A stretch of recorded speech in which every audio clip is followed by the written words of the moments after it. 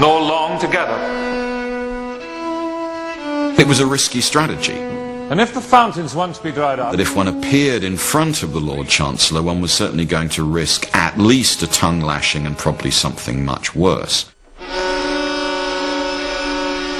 Gentlemen, I will say to you what the Scriptures say.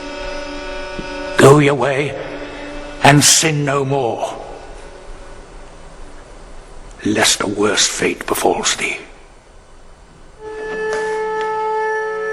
Newton lost his battle, but the very next year the Catholic king was forced to flee the country. Newton the alchemist and secret heretic was catapulted into public life. He was elected an MP for Cambridge. But the lure of the crucible kept him chained to his furnace. Finally, in 1693, God's ultimate secret seemed tantalizingly within his reach. He watched transfixed as gold mixed with a special mercury seemed to swell before his eyes. Was this the philosopher's stone?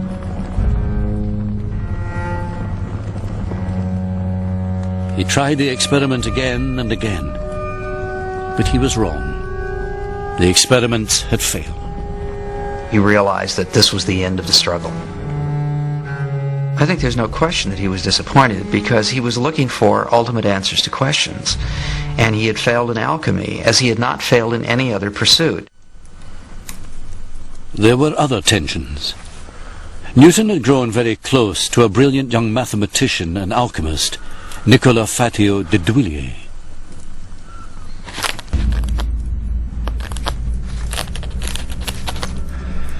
pray, let me know by a line or two whether you can have lodgings for us both in the same house at present, or whether you would have me take some other lodgings.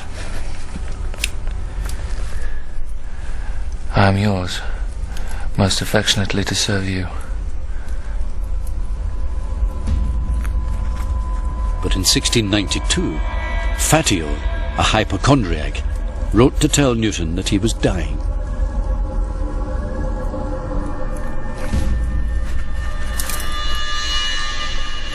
I last night received your letter, with which how much I was affected I cannot express. Pray, procure the advice and assistance of physicians before it be too late. And if you want any money, I will supply you.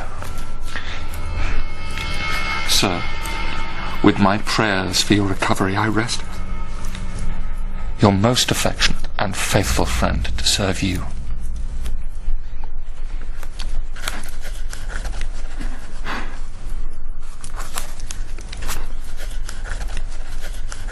I doubt that Newton had a physical relationship with Fatio, but it's quite clear from the correspondence between them that these caused Newton to become emotionally disturbed. Fatio lived, but a year later this relationship disintegrated. Newton then had a breakdown, accusing his few friends of misdeeds of which they were entirely innocent. He wrote to the diarist Samuel Pepys, president of the Royal Society.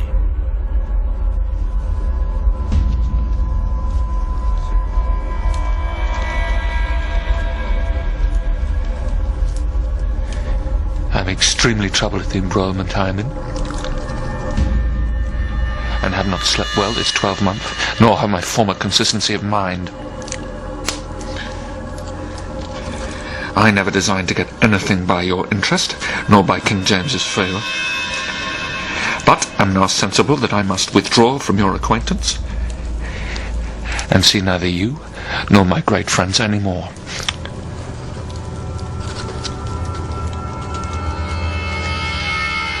Newton also wrote an even more vicious letter to his friend John Locke. Newton accused him of trying to embroil me with women, and when told Locke was ill, wrote, "'Twere better if you were dead."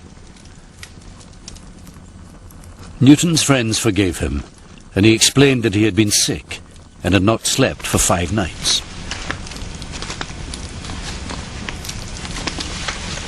He was knackered. And the reason he was knackered is because he'd spent the last 10 years, between, say, the early 1680s and the early 1690s, working all the hours that God sent, and it was Newton who thought that these were hours sent by God. If he had a breakdown, I think it was probably because of exhaustion.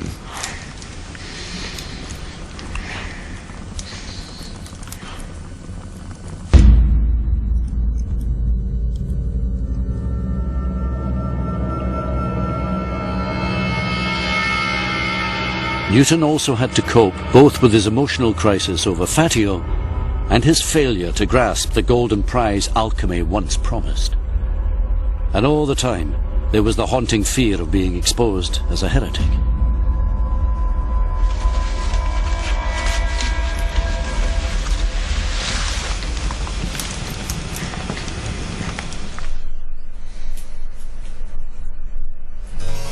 But he recovered and began a new life. He moved permanently from the cloisters of Trinity to London. Newton now sought and gained money and power. He became president of the Royal Society and master of the Royal Mint, where he earned a fortune. But all the time, he guarded his dark secret. Right up to his death in 1727, he tried to keep his heresy as secret as possible, because the vast majority of people around him are Orthodox Anglicans, and he thinks there's no point trying to convince these people of what I'm doing, because the time is not right. These people aren't fit to receive the kind of word that I'm giving out. As he lay dying, Sir Isaac Newton, aged 84, finally revealed his double life. He made clear to startled friends the dangerous heretical belief that he had kept secret for 50 years. He refused to take the last sacrament. Sir Isaac, I was the time of the last sacrament. No. I will not die in the embrace of a corrupt church.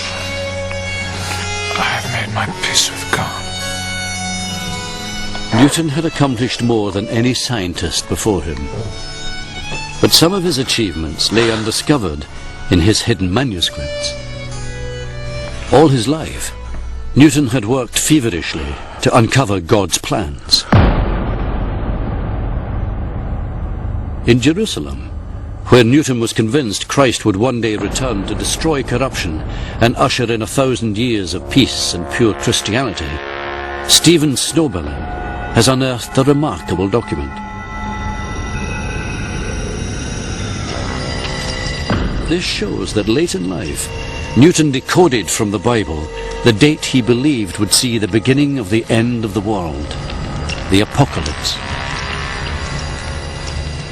A manuscript like this really brings to life that Newton was a deeply religious man, more like a fundamentalist in many ways than many of us would like to think.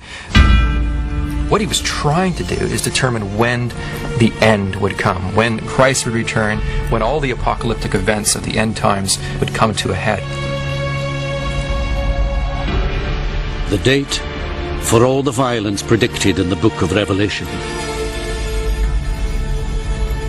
The date Newton prophesied for the apocalypse sits in our century, 2060.